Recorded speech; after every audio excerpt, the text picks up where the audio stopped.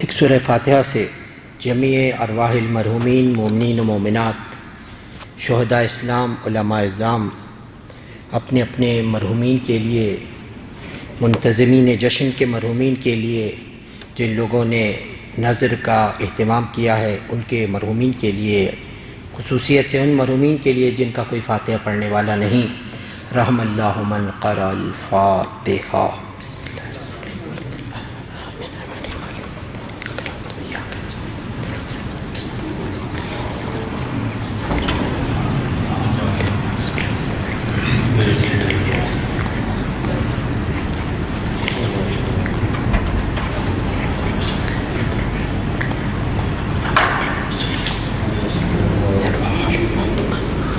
اعوذ باللہ السمیع العلیم من الشیطان اللعین الرجیم، بسم اللہ الرحمن الرحیم، الحمد للہ الذی ہدانا لہذا وما کنا لنہتدی لولا ان ہدانا اللہ، لقد جاءت رسل ربنا بالحق، الصلاۃ والسلام علی النبی الامی مکی المدنی عربی القرشی الرسول المصدق والمصطفی الامجد محمود الاحمد ابو القاسم محمد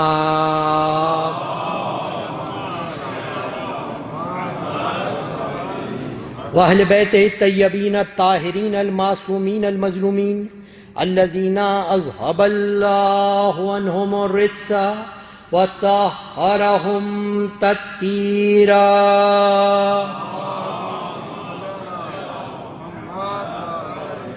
لا سیما بقیت اللہ فی الارضین الامام المنتظر والحجت ثانی عشر آیت اللہ العظمی والحجت الکبریٰ روحی وارواح العالمین لتراب مقدمہ الفدا، ولعن اللہ علی اعدائہم وعلى غاصب حقوقهم وعلى منکر فضائلهم من الآن إلى قیام یوم الدین۔ اما بعد فقد قال اللہ سبحانہ وتعالی فی محکم کتابہ الحکیم وهو اصدق الصادقین وقولہ الحق، انا علینا للہدی وانا لنا للآخرۃ الاولی۔ درود بھیجئے محمد وآل محمد۔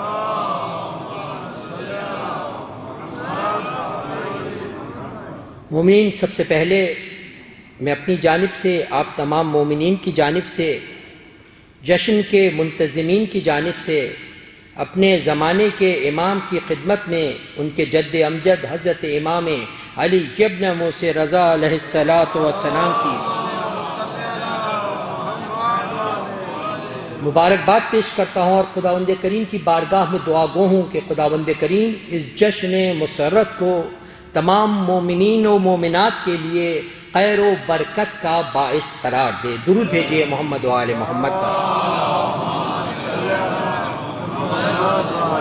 خلاق عالم کا واضح اعلان ہے کہ ہدایت کی ذمہ داری ہماری ہے، اور یہ اختیار ہم نے کسی زمانے میں بھی کسی کو دیا نہیں۔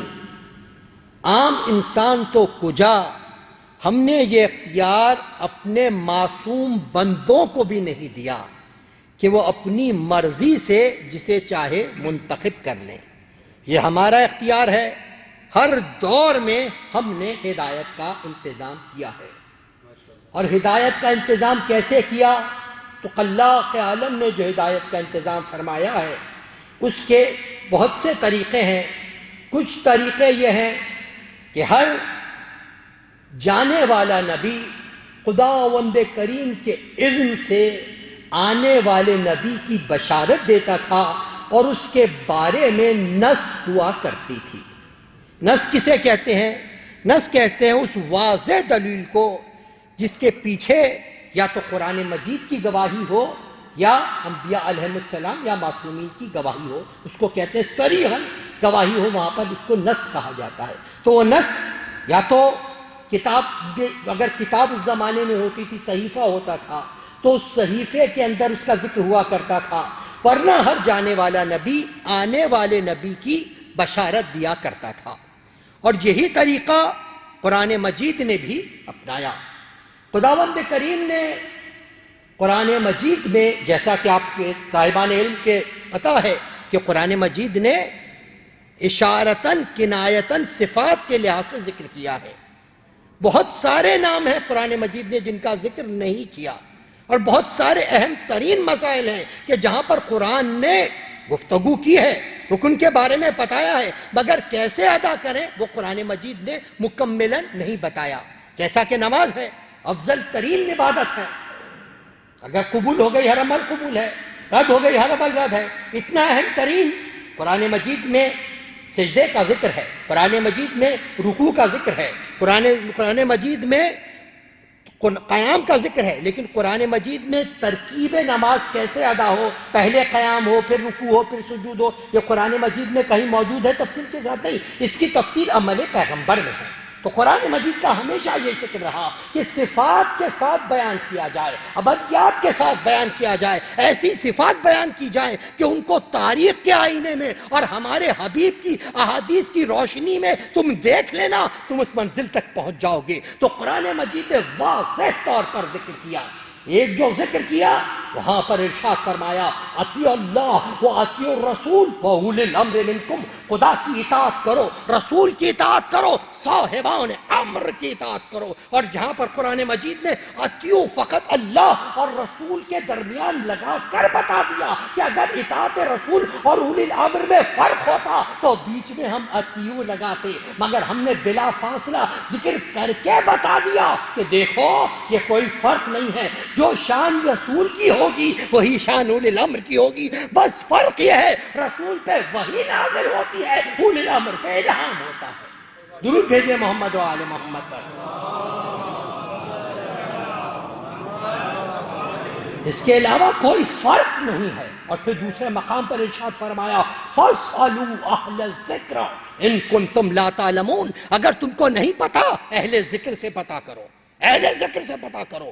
اور یاد رکھیے قرآن جہاں پر تمامیت کی بات کر رہا ہو، کمال کی بات کر رہا ہو، وہاں پر کسی کو قرآن، ایسے کو قرآن اہل ذکر نہیں کہہ سکتا جو تو کبھی ذکر پر چلے، کبھی ذکر سے منحرف ہو جائے، کبھی تو کہے مجھے پتا ہے، کبھی کہے مجھے نہیں پتا۔ جب قرآن اہل ذکر کسی کو کہے گا تو اسی کے لیے کہہ سکتا ہے جو اگر منبر پر بیٹھے تو یہ کہے سلونی سلونی قبلن تفقزونی، پوچھ لو جو کچھ کے پوچھنا ہے، اسی کے لیے آیت آ سکتی ہے فَاسْأَلُوا أَهْلَ الذِّكْرِ إِن كُنتُمْ لَا تَعْلَمُونَ، نہیں اہل ذکر سے پوچھو۔ اسی لیے ولایت اہل بیت اس قدر اہم ترین چیز ہے کہ جو اسلام کے اہم ترین اصول و رکن ہیں وہاں پر ولایت کا ذکر کیا گیا۔ ہمارے پاس احادیث مسلسل ہیں، حضرت امام محمد باقر علیہ السلام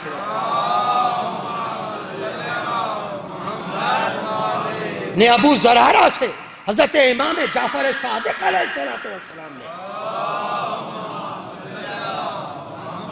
ابو بصیر سے اور دوسرے صحابہ سے، یہ وہ حدیث ہے کہ جو 3 اور 4 معصومین سے منقول ہے، مختلف حدیثین کے تھرو، مختلف راویوں کے ساتھ۔ ارشاد فرمایا اسلام کی بنیاد 5 چیزوں پر ہے، اسلام کی بنیاد 5 چیزوں پر ہے: نماز، روزہ، حج، زکوٰۃ اور ولایت آل محمد علیہ السلام۔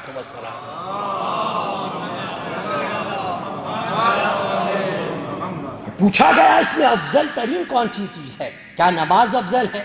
فرمایا نماز یقیناً بہت افضل عمل ہے لیکن افضل ترین نہیں ہے۔ روزہ ہے، کہا روزہ افضل ترین ہے، افضل ہے مگر افضل ترین نہیں۔ حج اور زکوٰۃ کے لیے بھی تو پھر پوچھا گیا کہ افضل ترین ہے کیا؟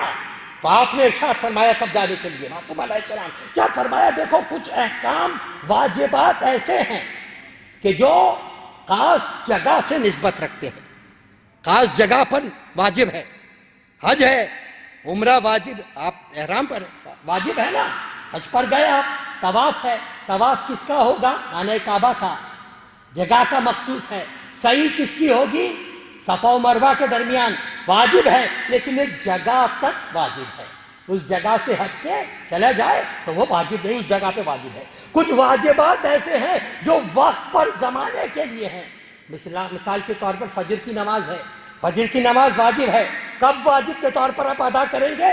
طلوع فجر سے لے کر طلوع صبح تک، طلوع فجر سے طلوع صبح تک، طلوع آفتاب تک یہ واجب کا وقت ہے۔ وہ نکل گیا، وہ واجب کا وقت نکل گیا۔ اسی طریقے سے حج واجب ہے، مگر اس کے اوپر واجب ہے کہ جو حج کی اہلیت رکھتا ہو، جو حج کے تقاضوں کو پورا کرتا ہو، آپ کی منزل پر ہو۔ زکوٰۃ واجب ہے، مگر جو صاحب نصاب ہو اس کے لیے واجب ہے۔ یہ تمام، اس کے علاوہ بھی جو نمازیں واجب ہے، گھر میں پڑھ رہے ہو 4 رکعت ادا کر رہے ہو، سفر پہ چلے گئے وہی 4 رکعت 2 رکعت ہو جایا کرتی ہے، روزہ سفر میں قصر ہو جایا کرتا ہے۔ اسی طریقے سے تمام احکام ہے کہ جو وقت پر ہیں، مناسبتوں سے ہیں، مگر ہماری ولایت ایسی ہے جو خدا نے ہر کسی پر واجب کی ہے، چاہے سفر میں ہو، چاہے حضر میں ہو، چاہے بچہ ہو، چاہے بڑا ہو، ہر کسی پر ولایت اہل بیت کی منزل ہے۔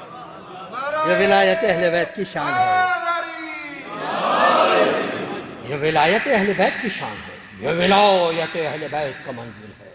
اور آج ہم جس ہستی کا ذکر کر رہے ہیں، جس کو حضرت امام علی ابن موسی رضا کہا، درود بھیجے محمد،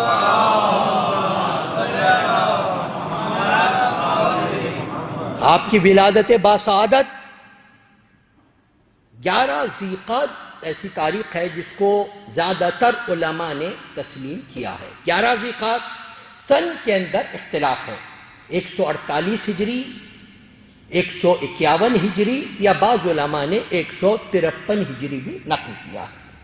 11 ذی القعدہ زیادہ تر علماء نے جو نقل کیا ہے وہ 148 ہجری، جس سن میں حضرت امام جعفر صادق علیہ السلام کی شہادت ہوئی، یہی سن 148 ہجری امام رضا علیہ السلام کی ولادت کا ہے، 148 ہجری۔ آپ کے والد ماجد حضرت امام موسی کاظم علیہ السلام،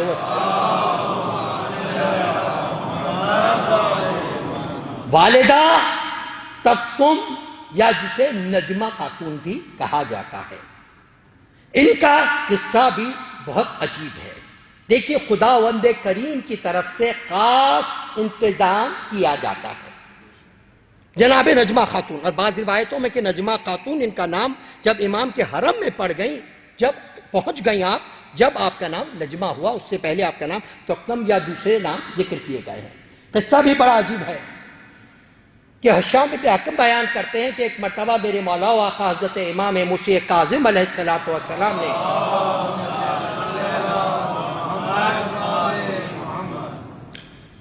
کہ ارشاد فرمایا، پوچھا کہ وہ مغرب کا بردہ فروش جو کنیزوں کو فروخت کرتا ہے کیا وہ آ گیا ہے؟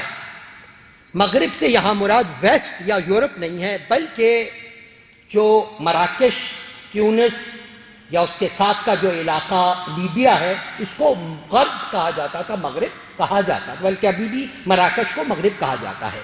تو وہاں کا بردہ فروش جو تھا کیا وہ آ گیا ہے؟ حشام نے کہا، مولا جہاں تک میرا علم ہے کہ وہ نہیں آیا ہے۔ امام علیہ السلام نے ارشاد فرمایا، نہیں، وہ آ چکا ہے اور میرے ساتھ چلو۔ تو بظاہر یہ کنیز کو لینے کے لیے جا رہے ہیں، لیکن یہ در حقیقت پاک رحم کو پاک صلب تک پہنچانے کا ذریعہ بن رہا ہے، طہارت کی منزل پر جا رہے ہیں۔ امام علیہ السلام خود تشریف لے گئے، فروش کے پاس گئے، امام کو پہچانتا نہیں تھا۔ امام نے کہا، تیرے پاس کنیزیں ہیں؟ کہ اس نے کنیزیں پیش کی۔ امام علیہ السلام نے کسی کو نہیں کیا، پوچھا کوئی اور ہے؟ اس نے پہلے انکار کیا کہ میرے پاس کوئی اور نہیں ہے۔ جب امام نے اصرار کیا تو اس نے کہا، ہاں ایک کنیز ہے میرے پاس جو بیمار ہے اور اس کو میں نہیں بیچ سکتا۔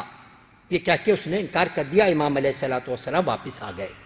دوسرے دن حشام بیان کرتے ہیں کہ امام علیہ السلام نے مجھے بلایا اور مجھے قطیر رقم دے کر کہا کہ تم چلے جاؤ، اس کو جا کر بات کرنا، اس سے جا کر دینا تو وہ تمہارے ہاتھ فروخت کر دے گا، تو اس کو رقم دے کر کنیز کو لے آنا۔ جب حشام وہاں پر گئے تو اس نے سب سے پہلے یہ پوچھا، مجھے سب سے پہلے یہ بتاؤ، جب طے ہو گیا کہ بیچنے لگا ہے تو سب سے پہلے مجھے یہ بتاؤ کہ کل جو تمہارے ساتھ صاحب آئے تھے، جو شخصیت تمہارے ساتھ کل آئی تھی وہ ہیں کون؟ تو سامنے مختصر تعارف کرایا کہ وہ بنی ہاشم میں سے ہیں، بنی ہاشم میں سے ہیں۔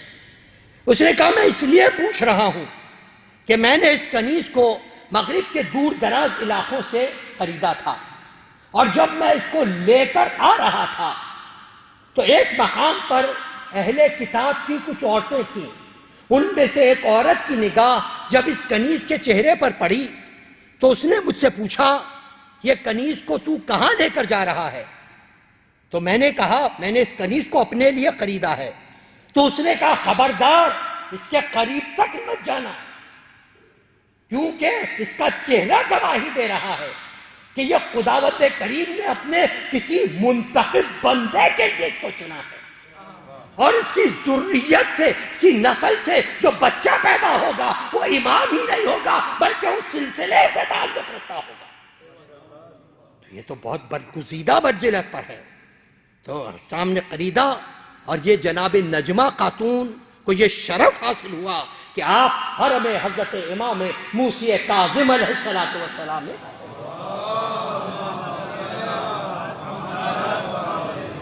اور امام علیہ السلام کی ولادت باسعادت 11 تاریخ کو مدینے کے قریب ایک مقام ہے جسے ابوا کہا جاتا ہے، جہاں پر جناب آمنہ والدہ رسول اکرم کی قبر بھی ہے۔ اس مقام پر امام علیہ السلام کی ولادت ہوئی۔ جب امام جناب نجمہ خاتون کے پاس گئے تو وہ بہت خوش تھی، لیکن چہرے پہ تفکر نہیں آیا تھا، فکر تھی۔ ہم نے پوچھا یہ تو بڑی خوشی کا مقام ہے، یہ فکر کیسی ہے؟ کہا فرزند رسول یہ عجیب بچہ ہے، جب تک میرے یہ شکم میں تھا تلاوت کی آواز آ رہی تھی، مجھے وزن محسوس نہیں ہو رہا تھا، اور جیسے ہی یہ بچہ متولد ہوا ہے سب سے پہلے ہاتھوں کو رکھ کے خدا کا سجدہ ادا کیا ہے۔ آپ نے ارشاد فرمایا کیوں نہ ہو یہ امام وقت ہونے والا ہے، یہ امام کی منزل ہے، یہ تو یہ امام کا آغاز ہے۔ اور یہاں پر ایک اور بات کہ دیکھیے بچہ پیدا ہوتا ہے عام طور پر نجس ہے، بعد میں پاک کیا جاتا ہے، لیکن یہ عام بچوں میں اور امام میں فرق ہے۔ امام فقط پاک پیدا ہی نہیں ہوتا بلکہ جس کے رحم سے پاک ہوتا ہے اس کو بھی پاک کر دیتا ہے، اس کو بھی پاک کر دیتا ہے۔ تو اسی لیے جناب امام کی ولادت کے بعد جناب نجمہ خاتون کا لقب ملا طاہرہ، یہ ولادت کے بعد لقب عطا ہوا ہے۔ اور امام علیہ السلام کے القاب جس میں مشہور ترین لقب رضا ہے، مشہور ترین لقب، اور یہ لقب وہ ہے جس لقب کی وضاحت جو ہے باپ نے بھی کی ہے اور بیٹے نے بھی کی ہے۔ ایسا جی تو باپ نے بھی کی، بیٹے نے بھی کی ہے۔ حضرت امام موسی کاظم علیہ السلام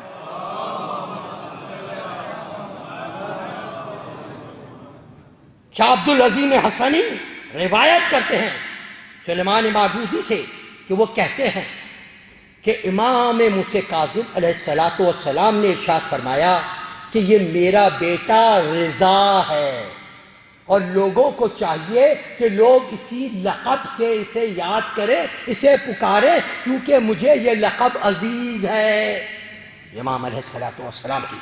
اور دوسرے مقام پر حضرت امام تقی جواد علیہ السلام آپ کے فرزند ارشاد فرماتے ہیں، امام جواد فرماتے ہیں جب لوگوں نے پوچھا کہ مولا آپ کے بابا کو رضا کا لقب مامون نے عطا فرمایا خبردار ایسا نہ کہنا، بالکل جھوٹ بات ہے۔ رضا کا لقب خداوند کریم کی طرف سے عطا ہوا ہے، خداوند کریم نے رضا کہا ہے، خدا کی طرف سے یہ لقب عطا ہوا ہے، خدا نے عطا کیا ہے۔ اور جس رضا ہونے کا وجہ یہی ہے کہ آسمان والے بھی خوش ہیں، زمین والے بھی خوش ہیں، اپنے بھی خوش ہیں، پرائے بھی مطمئن ہیں، اس لیے لقب رضا محمول کیا گیا۔ اور دوسرا لقب امام علیہ السلام کا قرۃ العین مومنین، ویسے تو تمام امام قرۃ العین ہے لیکن خاص لقب ہے امام علیہ قرۃ العین مومنین، یعنی مومنین کی آنکھوں کی ٹھنڈک جو امام ہو، مومنین کی آنکھوں کی ٹھنڈک۔ مفضل ابن عمر بیان کرتے ہیں کہ میں ایک مرتبہ حضرت امام موسیٰ کاظم کی خدمت میں پہنچا. میں نے دیکھا کہ آپ بچے کو گود میں لیے ہوئے ہیں، کبھی ان کے لبوں کا بوسہ دیتے ہیں، کبھی پیشانی کا بوسہ لیتے ہیں، کبھی سینے سے لگا لیتے ہیں اور کہتے ہیں یہ میرا میوہ دل ہے، یہ میرا لخت جگر ہے. میں نے کہا مولا آپ اس طریقے سے اس بچے سے محبت فرما رہے ہیں کہ آپ کو دیکھ کر میرے دل میں بھی آپ کے بعد ان کی محبت کا جذبہ دل کے اندر آ گیا ہے. آپ نے ارشاد فرمایا ہاں مفصل، اس کو مجھ سے وہی نسبت ہے جو میرے بابا کو میرے ساتھ تھی. میں نے پوچھا مولا فرزند رسول یہ بچہ آپ کے بعد امام کون ہوگا؟ تو آپ نے ارشاد فرمایا یہی بچہ میرے بعد امامت کی مسلط کا حامل ہوگا. جو کوئی اطاعت کرے گا فلاح پا جائے گا، جو انکار کرے گا وہ تباہ برباد ہو جائے گا. یہ امام علیہ السلام کا، اور امام علیہ السلام کا ایک اور خاص لقب مجدد مذہب امامیہ. اور یہ لقب وہ ہے کہ جو فقط اپنوں ہی نے نہیں، غیروں نے بھی جب دوسری اور تیسری صدی ہجری کے علماء کا ذکر کیا ہے تو آپ کو تمام علماء پر فوقیت دے کر دوسروں کو کہنا پڑا کہ آپ مجدد مذہب امامیہ. مجدد کے معنی کیا ہے؟ کہ جو ہر صدی بعد ایک مجدد آتا ہے جو مذہب کیا نئی جان عطا کرتا ہے، تجدید کرتا ہے، اس میں نئی روح پھونک دیتا ہے. لیکن ہمارے پاس ایک شرعی اصطلاح اس لیے خاص معصوم کے لیے استعمال کی جاتی ہے مجدد کی، کیونکہ مجدد امام کے علاوہ کوئی اور نہیں ہو سکتا، صاحب عصمت کے علاوہ کوئی اور نہیں ہو سکتا. اس لیے کہ مجدد وہی شخص ہو سکتا ہے کہ جو خدا کی رضا کو جانتا ہو، جو خدا کی مشیت سے آگاہ ہو. اور یہی فرق ہے امام میں اور دوسروں میں. جتنے افراد نے تفسیر لکھی ہے، ایک عام فہم سوال ہے، جتنے افراد نے تفسیر لکھی ہے آپ ہر ایک تفسیر لکھنے والے سے پوچھ لیں کیا آپ نے جو تفسیر لکھی ہے یہ عین ہی جو خدا چاہتا تھا اس کے مطابق ہے؟ ہر غیر معصوم تفسیر لکھنے والا یہی کہے گا میں نے جو کچھ لکھا ہے وہ اپنے علم کے مطابق لکھا ہے، علم کے مطابق لکھا ہے، بہتر سے بہتر لکھا ہے. لیکن ہو سکتا ہے کہیں کوتاہی ہو جائے، ہو سکتا ہے کہیں مجھ سے غلطی ہو جائے، جو خدا کا حکم تھا اس تک میں نہ پہنچ سکوں. یہ غیر معصوم کی منزل ہے. مگر معصوم جب کبھی بھی کوئی چیز بیان کرتا ہے تو یہ کہہ کر بیان کرتا ہے جو بیان کر رہا ہوں عین مشیت الہی ہے. یہی مشیت الہی ہے. یہ فرق ہے معصوم میں اور غیر معصوم میں. اور امام کا ایک اور لقب ہے عالم آل محمد. کیا بنی ہاشم میں سب عالم نہیں ہے؟ ایک سے ایک عالم ہے، ایک سے ایک عالم ہے. لیکن دیکھیے جس کا خاص مقصد کے تحت لقب عطا کیا جاتا ہے. کیا بنی ہاشم میں، عورتوں میں بھی، بنی ہاشم کی خواتین میں، صرف نسواں میں بھی کیا صاحبان عقل کی کمی تھی؟ کیا بنی ہاشم میں اور صاحبان عقل نہیں تھے؟ سارے سبھی صاحبان عقل تھے. مگر عقیلہ بنی ہاشم کا لقب اگر اسے عطا ہوا ہے تو ثانیہ زہرا حضرت زینب کے ساتھ ہے. عقیلہ بنی ہاشم کہا گیا. کیا بنی ہاشم میں سب خوبصورت نہیں ہے؟ ایک سے ایک بڑھ کر ہے. مگر جب لقب عطا ہوا تو قمر بنی ہاشم ابو الفضل العباس کو کہا. یہ عباس کی شان ہے، یہ عباس کی منزل ہے. اسی طریقے سے بنی ہاشم میں سب عالم ہیں مگر عالم مال محمد لقب مخصوص ہے میرے آٹھویں امام حضرت امام علی ابن موسیٰ رضا علیہ السلام. امام علیہ السلام کی شان و منزلت ہے. اور مقام کا کیا کہنا، نص امامت بھی جو مقام امام علیہ السلام کا نص ہے وہ اپنے مقام پر بہت منفرد ہے. اس طریقے سے نص اور امامت کا اعلان کسی اور ائمہ کے پاس ہمیں نظر نہیں آتا. کیونکہ حضرت امام موسیٰ کاظم کی زندگی 14 سال سے زیادہ قید میں گزری ہے. بار بار بلایا جاتا تھا، بار بار قید کیا جاتا تھا. یہاں تک کہ جب آپ اس طویل قید میں جانے لگے کہ جس کا عرصہ 4 یا 4.5 سال تھا اور آپ کو پتا تھا اس قید سے میں واپس نہیں آنے والا، تو روایت بیان کرتی ہے کہ آپ نے روضہ رسول پر 17 افراد کو جمع کیا. 17 افراد روضہ رسول پر جمع ہوئے. آپ نے ان کے سامنے قبر رسول کے بیٹھ کر آپ نے ان سے یہ بات بیان کی کہ میں اپنے بعد اپنے فرزند علی رضا کو امامت سونپ دوں گا، میرے بعد یہ امام ہوں گے. 17 افراد سے بیان کیا اور 60 افراد سے امام علیہ السلام نے گواہی لکھوائی. 60 افراد سے. کہاں؟ قبر رسول پر. یہ مخصوص ہے امامت کے لیے. اور دوسری نس امامت کیا ہے کہ حضرت امام موسی کاظم علیہ السلام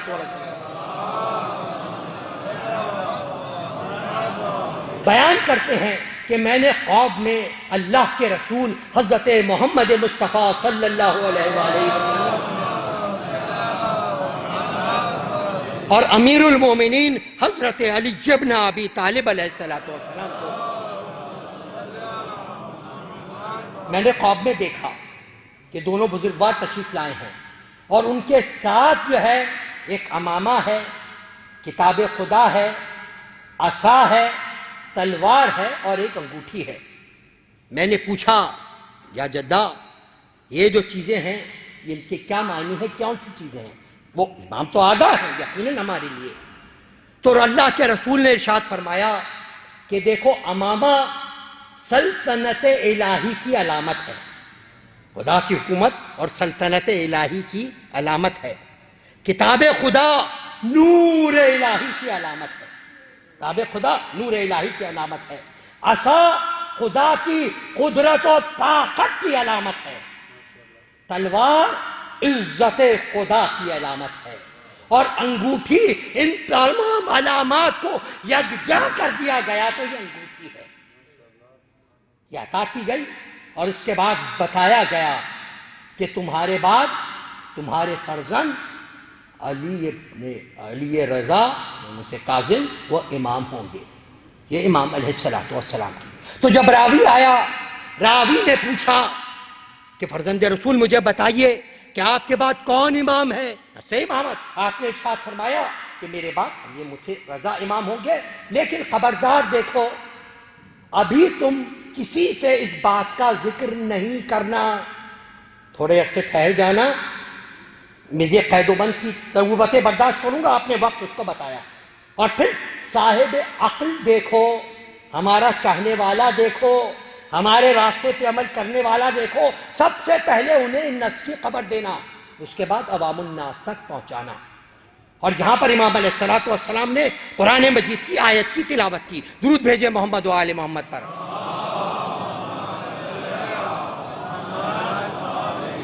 ان اللہ یامرکم تؤدوا الامانات الی اہلہا. خداوند کریم حکم دیتا ہے کہ امانات کو ان کے اہل تک پہنچا دینا. امانت کو ان کے اہل تک پہنچا دینا. سورہ نساء کی آیت، یہ آیت کی تلاوت فرمائی امام علیہ السلام نے اس کے سامنے اور بیان کر دیا. تو نص امامت کی اتنی اور بھی بہت ساری اس کے ظاہر تفصیل مجھے اور کچھ بیان کرنا ہے تو بنی امام نے بیان کر دی. لیکن امام علیہ السلام کے بعد دو امام ایسے گزرے ہیں. ویسے تو اوروں کے بعد بھی فرقے بنے، جیسے زیدیہ فرقہ جو بنا، حضرت زید شہید کو انہوں نے امام مان کر، انہوں نے دعویٰ نہیں کیا لیکن ان کو امام مان کر آج بھی یمن میں ان کی بڑی تعداد موجود ہے. تو ایسے فرقے بنے. دوسرے حضرت امام جعفر صادق علیہ السلام کے بعد اسماعیلیہ اور دوسرے فرقے وجود میں آئے. درود بھیجے محمد و آل محمد.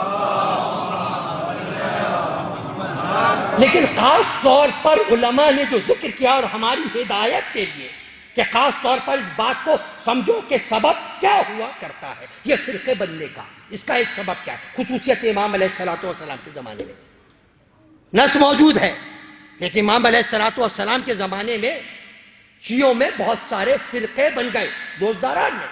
اس کا سبب کیا ہوا؟ امام علیہ السلام چونکہ بہت عرصہ آپ کا قید میں گزرا، تو آپ نے جو لوگ امانات کو امام کے نام پر لیا کرتے تھے، جنہیں نائب بھی کہا جاتا تھا، امام یہ دور جو ہوا وہ امام موسی کاظم علیہ السلام کے زمانے سے شروع ہوا کہ نائبین کو مقرر کرنا، نائبین کو مقرر کرنا، نوابین کو مقرر کرنا مختلف علاقوں میں امام موسی کاظم سے طے ہوا، اور اس کے بعد یہ سلسلہ بڑھتا چلا گیا۔ اس کی وجہ یہ تھی کہ ہمیں غیبت کبریٰ کی تیاری کرانا مقصود تھا کہ آج ہم مقرر کر رہے ہیں، کل یہ اعتراض نہ کرنا کہ یہ نائب کیسے ہو سکتے ہیں۔ ہم نے اپنی حیات میں مقرر کیا تھا، مگر امتحان بھی مقصود تھا اور بتا دینا بھی مقصود تھا کہ کس قسم کے لوگوں کو نائب بنانا۔ امام علیہ السلام نائب مقرر کیے جو امام علیہ السلام کی طرف سے خمس یا دوسرا پیسہ لیتے تھے اور دوسروں میں تقسیم کر دیا کرتے تھے۔ تو امام علیہ السلام کا ایک طویل عرصہ قید میں گزرا، تو 4 نائبین بتائے جاتے ہیں کہ جن کے پاس ایک قطیر رقم تھی، امام قید میں تھے، ان کے پاس یہ قطیر رقم موجود تھی، جن میں سے ایک ہے احمد بن ابی، دوسرے کا نام ہے علی بن حمزہ، تیسرے کا نام ہے عثمان بن عیسیٰ، اور چوتھے کا نام ہے زید بن خندلی۔ یہ 4 نائب امام علیہ السلام، اور بھی تاریخ میں لیکن یہ 4 افراد۔ احمد دہلی کے پاس 10,000 دینار اس زمانے میں سونے کا جو سکہ ہوا کرتا تھا اس کو دینار کہا جاتا تھا، جو سونے کا ہوتا تھا، چاندی کا درہم کہا جاتا تھا، سونے کے سکے کو دینار، اور 10,000 اس زمانے میں بہت بڑی رقم۔ 10,000 دینار احمد بن ابی کے پاس تھے، 20,000 دینار جو ہے وہ علی بن عیسیٰ کے پاس، علی بن حمزہ کے پاس تھے، 30,000 دینار عثمان بن عیسیٰ کے پاس تھے، اور زید بن کے پاس 70,000 دینار تھے۔ تو یہیں پر ہی جب پیسہ آ جاتا ہے، دولت آ جاتی ہے، وہیں سے شیطان داخل ہونے کی کوشش کرتا ہے۔ ان کے پاس دولت ہے، پتہ ہے ان کو امام کی امانت ہے، امام کی امانت ہے، امام علیہ السلام کی امانت ہے، وہ قید میں ہے، اگرچہ آنے والے امام کو یہ امانت سپرد کرنی ہے، اور روایت موجود ہے نص کے سلسلے میں یہی زید بن قندلی کے لیے کہ امام نے اس کو بلا کر بولا تھا، دیکھو یہ میرا بیٹا علی رضا ہے، یہ کہو یہ میرا بیٹا علی رضا ہے، میرے بعد یہی حجت خدا ہے، اس کو اچھی طریقے سے پہچان لو۔ یہ امام بتا کر گئے تھے، لیکن ابھی امام قید میں ہیں۔ اب یہاں پر پیسہ آیا، اس کے بعد پیسہ رکھا ہوا ہے، لیکن جس طریقے سے گھروں میں ہوتا ہے کہ بھئی یہ ضرورت ہے، اس کو کیسے پورا کریں۔ بعض اوقات روایتوں میں خاص طور پر ذکر نہیں، لیکن جیسے ہمارے گھروں میں ہوتا ہے، خواتین ہیں کہ بھئی مجھے کوئی زیور بنانا ہے یا کوئی چیز ادا کرنی ہے، کہا میرے پاس پیسے کہاں ہیں، کہا یہ پیسہ رکھا ہوا تو ہے، کہا یہ تو امام کا ہے، کہا ابھی لے لو، بعد میں ڈال دینا، ابھی تو پوری ہو جائے۔ یا پھر میں ہے کہ کوئی زمین بک رہی ہے، سستی زمین بک رہی ہے، کہا پیسہ کہاں ہے لینے کے لیے، کہا یہ پیسہ رکھا ہوا تو ہے، پیسہ رکھا ہوا تو ہے، اس میں سے لے لو، بعد میں نفع کے ساتھ ڈال دینا۔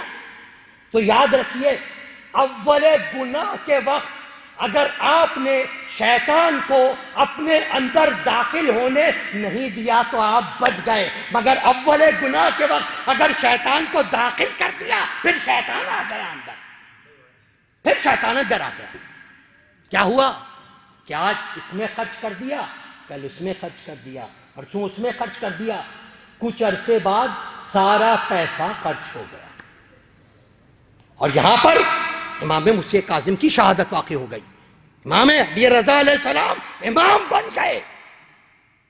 اب سوال یہ ہے کہ امام کہہ کے گئے تھے یہ امانت میرے بیٹے تک پہنچانا، اب امانت تو ہے نہیں، پہنچایا کیا؟ تو جس طریقے سے جھوٹ ایک جھوٹ کا راستہ کھولتا ہے، ایک جھوٹ بولا اس کو بچانے کے لیے دوسرا جھوٹ بولا، جھوٹ کا ایک سلسلہ قائم ہو گیا، ایک گناہ کو بچانے کے لیے دوسرا گناہ۔ تو یہاں پر انہوں نے دیکھا کہ اب کیا کیا جائے، پیسہ تو ہے نہیں، پیسہ تو ہے نہیں، اور امام آئیں گے تو مانگیں گے، بولیں گے بتاؤ کہ پیسہ کہاں گیا، کیا کیا جائے؟ تو اب یہاں پر شیطان داخل ہوا، ارے ان کی امامت سے ہی انکار کر دو، امامت سے ہی انکار کر دو۔ کہا انکار کیسے کر سکتے ہیں بھائی، انکار کیسے کر سکتے ہیں، امام بتا کر گئے ہیں کہ میرے بعد یہ امام ہوں گے۔ تو پھر شیطان آ گیا، شیطان تو موجود ہے نا، اس نے کہا وہ کہہ کے گئے ہیں نا امام موسی کاظم ان کے بعد امام ہوں گے، جب وہ جائیں گے تو یہ آئیں گے نا، جب وہ جائیں گے ہی نہیں تو یہ آئیں گے کیسے؟ کیا جائیں گے نہیں سے کیا مطلب ہے؟ ان کی تو شہادت ہو گئی ہے، ان کی تو شہادت ہو گئی ہے، جنازہ سب نے پڑھا ہے۔ تو یہاں پر بھی شیطان آیا۔ کیا عیسیٰ کے لیے خداوند کریم نہیں کہہ رہا کہ ہم نے عیسیٰ کو صلیب سے اٹھا لیا اور عیسیٰ کی جگہ ایک ہم شکل صلیب پر چڑھ گیا؟ تو یہاں پر بھی وہی بات کہہ دو، یہ کہو کہ امام مسیح کاظم کی شہادت نہیں ہوئی، ان کو خدا نے مہدی بنا کے آسمان پر اٹھا لیا ہے، ان کی جگہ کسی اور کو دفن کیا گیا۔ تو یہیں سے تاریخ لکھتی ہے کہ واقفیہ جو فرقہ بنا اس کی بنیاد یہ دولت پر پڑی۔ اور یہاں پر مورخین لکھتے ہیں، موجود ہے، کہ اگر یہ لوگ پہلی غلطی کے وقت امام کے پاس آ جاتے اور کہہ دیتے فرزند رسول ہم سے یہ غلطی ہو گئی ہے، تو ہو سکتا ہے کسی طریقے سے معافی مل جاتی، مگر ایک خطا دوسرے خطا کا سلسلہ بنتی چلی گئی۔ اور یہاں پر بھی بس نہیں ہوا، بلکہ انہوں نے دیکھا کہ اب اس طریقے سے نام کرنا شروع کر دیا کہ امام مسیح کاظم کی شہادت ہی نہیں ہوئی ہے۔ جب وہ شہادت نہیں ہوئی، ان کو آسمان پر بلا لیا گیا ہے، تو اب ان کے بعد نبوت کا سلسلہ باقی نہیں، وہ تو آسمان پر چلے گئے۔ تو امامت سے انکار، یہاں تک کہ اب دیکھیں کہ ماننے والے کی کیا حقیقت ہے۔ ماننے والا کون ہے امام کا؟ جناب یونس بن عبد الرحمن، بہت معتمد امام مسیح کاظم کے جید صحابہ میں سے۔ اب انہوں نے کہا کہ اگر ان کو اپنے ساتھ ملا لینا تو بات بچ جائے گی، کہ اگر ہمارے ساتھ آ جائیں تو ہماری بات مضبوط ہو جائے گی، ان کو کسی طریقے سے اپنے ساتھ ملا لو۔ تو پہلے ان کے پاس آئے، آ کر کہا کہ اس طریقے سے اپنے جو باتوں پیش کیا۔ انہوں نے بولا کیا کہہ رہے ہو؟ میرے مولا نے خود بتا کر گئے ہیں، نص موجود ہے، میرا امام ہے یہ۔ جب اس طریقے سے نہیں مانے تو لالچ دینے کی کوشش کی، صحیح ہے ہم 10% جو ہے سب کا وہ ادا کر دیتے ہیں، آپ کو جتنی دولت سب کی تھی اس میں 10% دے دیتے ہیں۔ انہوں نے بولا سوال ہی پیدا نہیں ہوتا، تو اسی طریقے سے بڑھاتے چلے گئے کہ کسی طریقے سے راضی ہو جائیں، لیکن یہ یونس عبد الرحمن تھے۔ انہوں نے بولا خبردار، سوال ہی پیدا نہیں ہوتا، سوال ہی پیدا نہیں ہوتا۔ تو کہا اچھا خاموش ہو جاؤ، چپ ہو جاؤ، گھر میں بیٹھ جاؤ۔ کہا یہ بھی ممکن نہیں، اور یہ حق بتا رہا ہے یونس بن عبد الرحمن کہ جہاں پر حق واضح ہو جائے وہاں پر فقط حق کا ساتھ دینا ضروری ہے۔ جو خاموش ہو کے گھر میں بھی بیٹھ جائے وہ ان کے عمل میں شریک ہو جائے گا۔ جو گناہ میں شریک تھے، کہا یہ سوال ہی پیدا نہیں ہوتا کہ میں تمہارے گناہ میں شریک ہو جاؤں۔ کہا تمہیں اس کی بڑی قیمت ادا کرنی پڑے گی یونس بن عبد الرحمن۔ کہا میں ہر قیمت ادا کرنے کو تیار ہوں۔ تو تاریخ بتاتی ہے اتنا بدنام کیا گیا جناب یونس بن عبد الرحمن کو، اور ظاہر بات ہے پروپیگنڈا ہر جگہ پر ہوتا ہے، کچھ افراد کو خرید کر پروپیگنڈا کرا دیا، یہاں تک کہ ان کی ولدیت سے انکار کر دیا، اور نعوذ باللہ کہا گیا کہ یہ بلد حرام سے ہے، نعوذ باللہ جناب یونس بن عبد الرحمن۔ لیکن انہوں نے اپنے ایمان پر استحکام رکھا، ایمان پر قائم رہے، تو وہ مقام عطا ہوا یونس بن عبد الرحمن کو جو حضرت سلمان فارسی کو اللہ کے رسول نے عطا کیا، وہ مقام یونس بن عبد الرحمن کو امام رضا نے عطا کیا۔ یہ ہے ماننے والوں کی منزل، یہ ہے ماننے والوں کا مقام۔ امام علیہ السلام نے ارشاد فرمایا، یونس تشریف لائے، گلے سے لگا کر ارشاد فرمایا یونس تمہاری وہی منزلت ہے جیسے آل محمد کے نزدیک جو سلمان محمدی کی منزلت تھی وہ تمہاری منزل ہے۔ یہ ہے اللہ کے ماننے والے، یہ ہے امام کے ماننے والے، یہ ہے امام کے چاہنے والے۔ تو اس طریقے سے امام علیہ السلام، تو بہت سارے فرقے، تو پھر فرقہ واقفیہ، واقفیہ کے مطلب وقف کرنا، جہاں پر لوگوں نے وقف کیا، ٹھہر گئے، یہ ایک فرقہ وجود میں آ گیا تھا۔ اب یہاں پر ایک اہم سوال 10 منٹ اور اس کے بعد آپ کے لیے دعا، کہ امام علیہ السلام نے جانشینی کو کیوں قبول کیا؟ تاریخ میں 2 سوال بہت اہم ترین ائمہ معصومین کے متعلق جو تاریخ میں بہت زیادہ پوچھے گئے اور بہت زیادہ اعتراضات لوگوں نے بغیر سمجھے کیے۔ ایک صلح امام حسن علیہ السلام پہ اعتراض، ایک ولی دیا امام رضا علیہ السلام پہ اعتراض۔ تو جب تک امام کی سیرت سے آپ آگاہ نہیں ہوں گے، معرفت کے بغیر اس کا جواب نہیں ملا کرتا، معرفت کے ساتھ جواب ملا کرتا ہے۔ اس وقت کے حالات کے لحاظ سے اگر ہم دیکھیں تو امام علیہ السلام کے پاس 2 راستے تھے، یا تو آپ ولی عہدی سے انکار کر کے تنہائی میں آپ کو شہید کر دیا جاتا، کیونکہ مامون کہہ چکا تھا آپ کو شہید کر دیا جاتا اور لوگ غلط فہمی میں مبتلا ہو جاتے. یا دوسرا راستہ یہ تھا کہ آپ ولی عہدی کو تو قبول کریں مگر اس انداز سے قبول کریں کہ سامنے جو بھی آپ کے محبین و شیعہ ہیں وہ سمجھ جائیں کہ آپ نے یہ عہدہ اپنی مرضی سے قبول نہیں کیا ہے، مجبوراً بنوایا گیا ہے. اور اس کا جواب دیا ہے میرے مولا نے، جواب دیا ہے میرے مولا نے. بہت ساری جہاں توجیہات ہیں، وہاں پر ایک توجیہات بہار الانوار میں رقم کرتے ہیں کہ ایک شخص جو خوارج میں سے تھا، اس نے اپنے دوستوں سے کہا کہ میں اس شخص کے پاس جا رہا ہوں کہ جس نے ایک فاسق و فاجر کی ولی عہدی کو قبول کیا ہے اور اپنے آپ کو فرزند رسول کہہ رہا ہے، اپنے آپ کو فرزند رسول کہہ رہا ہے. وہ آیا امام علیہ الصلوۃ والسلام کے پاس. یہاں پر روایتوں میں ہے کہ اس نے خنجر کو زہر میں بجھا کے اپنے پاس رکھا ہوا تھا اور کہہ کے گیا تھا کہ اگر یہ دلائل دیں گے اور واضح دیں گے بات قابل قبول ہوگی تو صحیح ہے، ورنہ میں ان کا خاتمہ کر کے آؤں گا. یہ کہہ کے امام علیہ السلام کے پاس آیا. امام علیہ الصلوۃ والسلام نے سب سے پہلے مسکرا کے ارشاد فرمایا کہ بھائی میں تیرے سوال کا جواب دوں گا، لیکن اس شرط پہ کہ اگر جواب سے مطمئن ہو گیا ہو تو نے جو یہ خنجر چھپا رکھا ہے اسے توڑ دے گا. وہ پہلی منزل پہ حیران ہو گیا کہ اس خنجر کا تو کسی علم ہی نہیں ہے، ان کو کیسے پتا چل گیا. پھر اس نے سوال کیا کہ آپ نے ولی عہدی کو کیوں قبول کیا؟ تو یہاں پر دیکھیں استدلال کی منزل، بہت سارے اس میں سے ایک استدلال نے بھی بہت سارے استدلال بیان کیے، لیکن یہاں پر ایک استدلال. آپ نے ارشاد فرمایا یہ بتا یہ لوگ کافر تھے یا مصر والے کافر تھے؟ عزیز مصر کافر تھا. کہا عزیز مصر کافر تھا، یہ تو بظاہر مسلمان تھے. آپ نے ارشاد فرمایا بتا یہ زیادہ فاسق و فاجر تھے یا وہ لوگ زیادہ فاسق و فاجر تھے؟ کہا وہ یقیناً تاریخ کے اندر ہے وہ زیادہ فاسق و فاجر تھے. تو آپ نے ارشاد فرمایا کہ جب حضرت یوسف نے نبی ابن نبی ہوتے ہوئے حق کی ترویج کے لیے عزیز مصر کی حکیت کو قبول کیا، وزیر ہونا قبول کیا، تو میں اگر حق کی ترویج کے لیے اس کو قبول کروں عہدے کو تو پھر اعتراض کیسا ہے؟ یہ خدا کی سنت رہی ہے، طریقہ الہی ہے حق کی ترویج کی. پھر آپ نے ارشاد فرمایا ہاں مگر ہم نے اپنی رضا سے قبول نہیں کیا. اب سوال یہاں کہ یہ تو امام علیہ وہ کیوں بنوانا چاہتا تھا؟ کیوں بنوانا چاہتا تھا؟ تو مامون کے پاس اور کوئی راستہ تھا نہیں، اور مامون انتہائی طور پر ان مامون سے بڑھ کے کہتے ہیں کہ چالاکی میں کوئی دوسرا گزر نہیں نہ علم کے طور پر. یہ وہ شخص تھا یاد رکھیے جو ولایت امیر المومنین پر دوسروں سے مناظرہ کیا کرتا تھا. ولایت امیر المومنین پر اس کے مناظرے ہیں، خود میری رضا سے گزرا ہے جو اس نے دوسروں سے مناظرہ کیا ہے، ولایت علی کو ثابت کیا ہے. ادھر امام رضا علیہ السلام کا قدر سخت ترین دشمن. تو مامون کا وجہ کیا تھی؟ وجہ یہ تھی کہ مامون کو جب ہارون نے دو سلطنت، آپ نے سن چکے ہیں لیکن ایک نقطے کی طرف آنے کے لیے، ہارون نے اپنی سلطنت کو دو حصوں میں تقسیم کر دیا، ایک عربی حصہ ایک عجمی حصہ خراسان وغیرہ کا.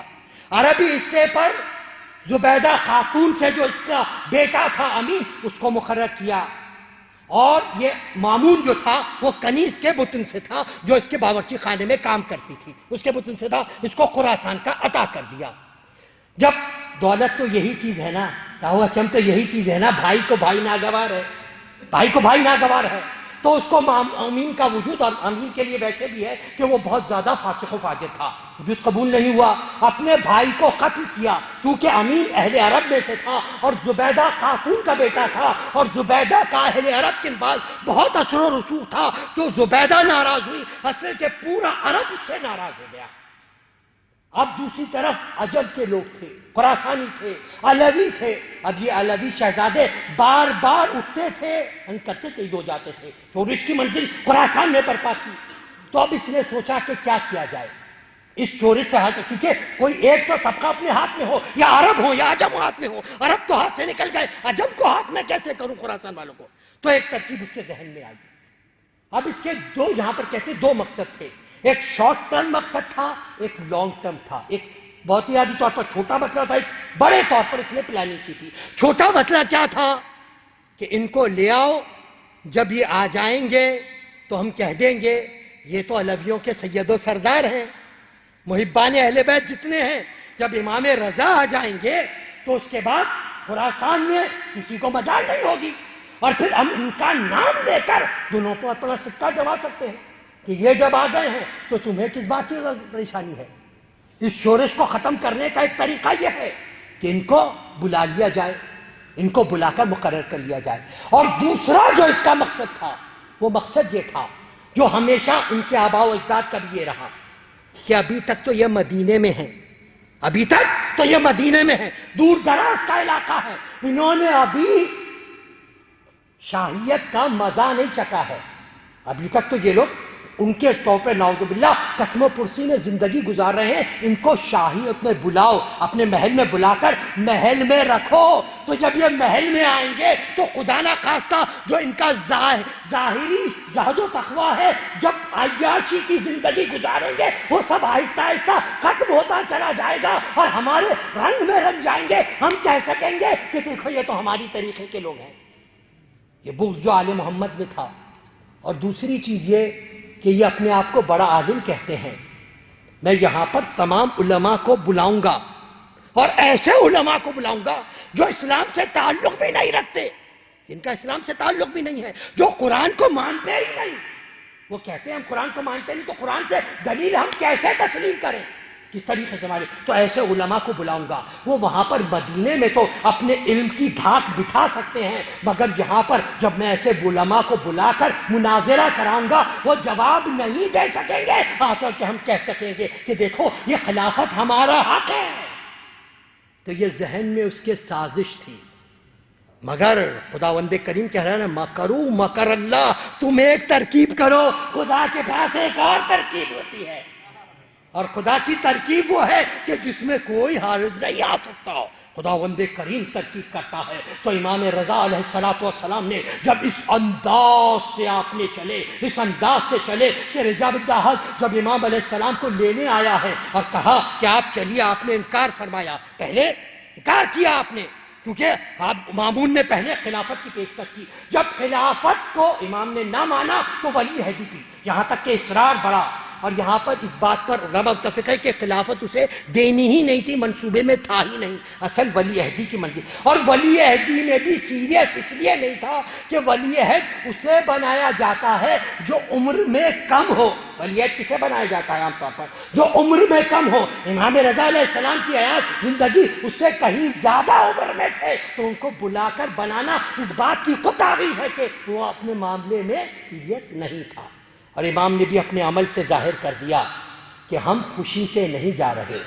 جب رجا بن ضحاک آیا ہے، اس نے کہا ہے چلیے، اور زبردستی کی ہے، تو امام اسی طریقے سے مدینے سے رخصت ہوئے ہیں جس طریقے سے حسین ابن علی مدینے سے رخصت ہوئے تھے۔ اسی انداز سے امام گریہ کر رہے ہیں، بار بار قبر رسول پہ جا رہے ہیں، بار بار آ رہے ہیں، گریہ و بکا کرتے ہوئے جا رہے ہیں، تاکہ مورخ کو لکھنا پڑا کہ امام مرضی سے نہیں جا رہے تھے، مرضی سے امام نہیں جا رہے ہیں، پھر امام راستے نہیں گئے۔ تو اب یہ تبلیغ کا موقع ملا۔ کیوں؟ اس سے پہلے جب کبھی بھی ائمہ نے سفر کیا، قیدی کی حیثیت سے سفر کیا، مگر ابھی جو سفر کر رہے ہیں وہ ولی عہد سلطنت کی حیثیت سے سفر کر رہے ہیں، لہذا جہاں جہاں جاتے ہیں لوگوں پر اب کوئی رکاوٹ نہیں ہے۔ چاہنے والے تو آتے ہی ہیں، جو چاہنے والے نہیں بھی ہیں وہ ان کو دیکھنے کے لیے کہ ولی عہد سلطنت آ رہا ہے، لوگ جمع ہو رہے ہیں۔ اور امام علیہ السلام نے ہر جگہ پر تقریر کر کے، امام علیہ السلام نے تبلیغ کر کے خدا کی وحدانیت کی بھی تبلیغ کی، اپنی ہدایت کی بھی تبلیغ کی۔ یہ امام علیہ السلام نے پہنچایا۔ ایک بات اور اس کے بعد آپ امام علیہ السلام اس طریقے سے پہنچایا کہ بھروں میں آپ بار بار سنتے رہتے ہیں کہ 24,000 یا 30,000 ایسے محدثین تھے جو اپنے ہاتھ میں قلم اور لے کے روات لے کے تیار تھے کہ امام کہیں اور حدیث کو نقل کریں۔ حدیث کو نقل کرنے کے لیے۔ ایک وقت وہ تھا جب اللہ کے رسول نے قلم مانگا تھا اور ان کو نہیں دیا گیا تھا۔ یہ اللہ کا انتظام ہے۔ ایک وقت ایسا آیا ہے کہ انہی کا جانشین حدیث بیان کرے، اور 30,000 محدثین لکھنے والے ہوں، 30,000 محدثین لکھنے والے ہوں۔ اور وہاں پر میرے مولا واقع نے اب یہ دیکھنے کے لیے تاریخ ہر ایک نے کہا، لوگ وہاں پر یہ دیکھنے کے لیے جمع تھے کہ اب یہ آغاز کیسے کرتے ہیں، اب یہ بیان کیسے کرتے ہیں، لیکن ہماری جانیں فدا ہوں۔ ہمیں اہل بیت پر مختصر ترین جملوں میں امام رضا نے جو تبلیغ کی ہے، بڑی سے بڑی تقریر میں وہ تبلیغ ہو نہیں سکتی ہے۔ یہ میرے مولا نے مختصر ترین دم، جب لوگ جمع ہو گئے، پردہ اٹھا، یو بکا شروع ہو گیا۔ کمال با کمال کو دیکھ کر لوگ رونے لگے۔ امام علیہ السلام نے ہاتھ کا اشارہ کیا، جیسے زینب کے اشارے پر جانوروں کی گھنٹیاں تک بند ہو گئی تھیں۔ کا اشارہ تھا، امام کا اشارہ خاموش۔ امام نے ارشاد فرمایا، حدیث قدسی، قول اللہ لا الہ الا اللہ حسنی من دخل حسنی علام نظابی۔ خدا فرماتا ہے لا الہ الا اللہ میرا قلعہ ہے، قلعہ ہے جو اس میں داخل ہو گیا وہ عذاب سے محفوظ رہ گیا۔ وہ چاہتے تھے اپنے قدموں کو روک لیں، آپ نے فرمایا نہیں، ابھی اور لکھو اور لکھو۔ ارشاد فرمایا ولیکن شرط ہاں وہ شروط ہاں، مگر ایسے خالی لا الہ الا اللہ کافی نہیں، اس کے ساتھ شرط بھی ہے اور شروط بھی ہے۔ یہاں پر ایک علماء نے بحث کی کہ امام نے یہ کیوں کہا، اگر خالی شروط ہاں کہہ دیتے اس کے اندر شرط آ جاتی ہے نا، یعنی آپ کہہ دیں 10 اس کے اندر خود بخود 1 آ جائے گا، آپ کہہ دیں 100 اس میں خود بخود 99 آ جائیں گے۔ تو جب آپ نے شروط ہاں کہہ دیا ہے تو اس کے اندر شرط خود بخود آ گئی ہے، لیکن نہیں، یہاں پر یہ بلاغت امام ہے۔ امام علیہ السلام اللہ کے رسول کا بھی تعارف کرانا چاہتے تھے، اپنا بھی تعارف کرانا چاہتے تھے۔ یہاں پر علماء نے کہا، امام نے کہا پہلی شرط ہاں وہ شروط ہاں، شرط سے مراد رسالت خاتم الانبیاء ہے، اور شروط ہاں سے مراد ائمہ معصومین کی امامت ہے۔ درود بھیجیں محمد و آل محمد۔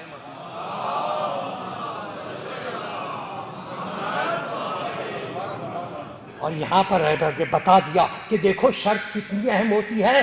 نماز واجب ہے، اس کے لیے شرط وضو ہے، اگر وضو صحیح نہ ہو نماز باطل ہے۔ امام نے بتا دیا لا الہ الا اللہ سے حفاظت میں آ سکتے ہو، مگر اگر ولایت آل محمد ساتھ ہو، اگر ولایت ساتھ نہ ہو، خالی لا الہ الا اللہ، شرائط کے ساتھ بتا دیا۔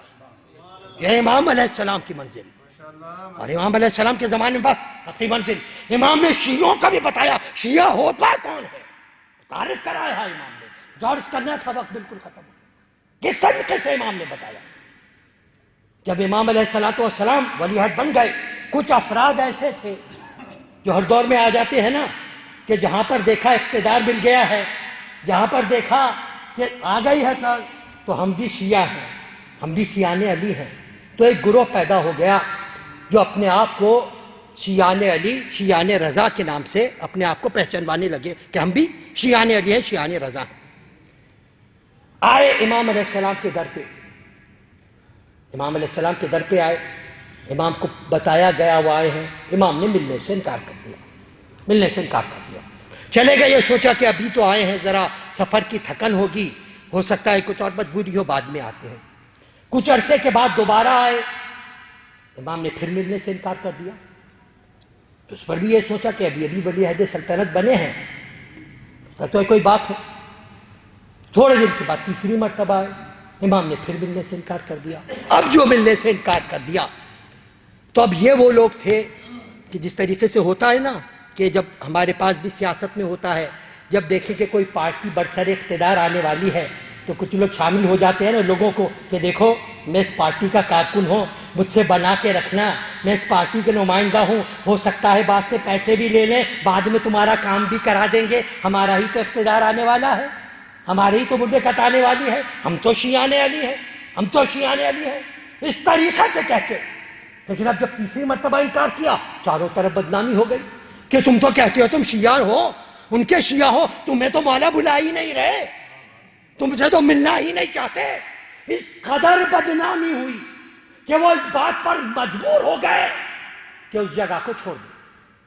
جب چھوڑ کے جانے لگے تو کہا آخری مرتبہ تو امام کے در پہ آ جائیں، آخری مرتبہ کہ مولا آپ نے تو ہمیں کہیں کا نہیں رکھا، ہم آپ کو اپنا شیعہ کہتے ہیں، آپ تو ملنے سے ہی انکار کر دیتے، آخری مرتبہ صحیح.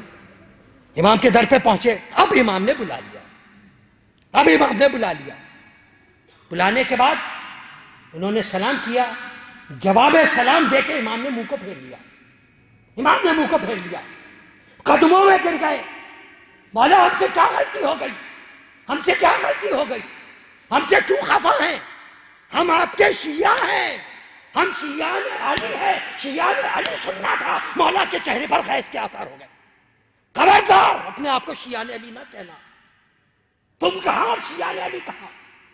انما شیعان علی سلمان ہو، وہ ابو ذر ہو، وہ مقداد ہو، وہ عمار ہو، وہ محمد ابن ابی بکر. خبردار اپنے آپ کو شیعان علی نہ کہنا. شیعان علی کون ہے پہچانتے ہو؟ سلمان ہے شیعان علی، ابو ذر ہے شیعان علی، مقداد ہے شیعان علی، عمار یاسر ہے شیعان علی، محمد ابن ابی بکر ہے شیعان علی. خصوصیت کیا ہے؟ فرمائیں کہ خصوصیت یہ ہے کہ علی جس چیز سے منع کرتے تھے یہ رک جاتے تھے، جس چیز کو اختیار کرنے کا حکم دیتے تھے اسے قبول کر لیتے تھے، ہر بات پہ اطاعت کرتے تھے. تم تو وہ ہو نہ کوئی بات سنتے ہو نہ کوئی کام کرتے ہو. تم سے کہا جائے کھڑے ہو جاؤ تو بیٹھ جاتے ہو، بیٹھ جاؤ تو کھڑے ہو جاتے ہو. تمہارا شیعوں سے کیا تعلق؟ یہ کہو. اس کے بعد امام فرما رہے ہیں ہم سب کے لیے نمہ فکریہ ہے، کیا ہمارے اس قابل ہیں؟ اس کے بعد امام فرما رہے ہیں ہاں یہ کہو علی ہمیں پسند ہے. پسند ہونا اور ہے، شیعہ ہونا اور ہے.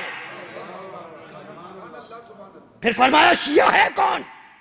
من تشیع علی، جو علی کے ساتھ ساتھ چلے وہ علی کا شیعہ ہے، جو علی کے پیچھے پیچھے چلے علی کا شیعہ ہے. تشیع کے منزل ہے نا.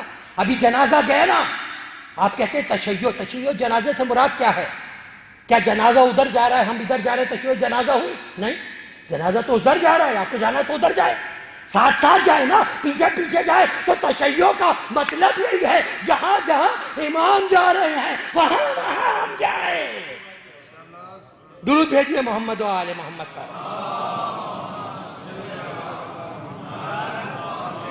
ایک اور مرتبہ آواز بلند درود ارشاد فرمائیے. بس ایک بند اور اس کے بعد آپ کے لیے دعا. کہ راحت جان شہ عقدہ کشا کہتے ہیں، راحت جان شہ عقدہ کشا کہتے ہیں، حکم خالق سے معین الضعفاء کہتے ہیں، حکم خالق سے معین الضعفاء کہتے ہیں. در پہ رہتا ہے صدا ان کے فقیروں کا ہجوم، اہل دل ان کو غریب الغرباء کہتے ہیں. ایک اور مرتبہ آواز بلند درود ارشاد فرمائیے.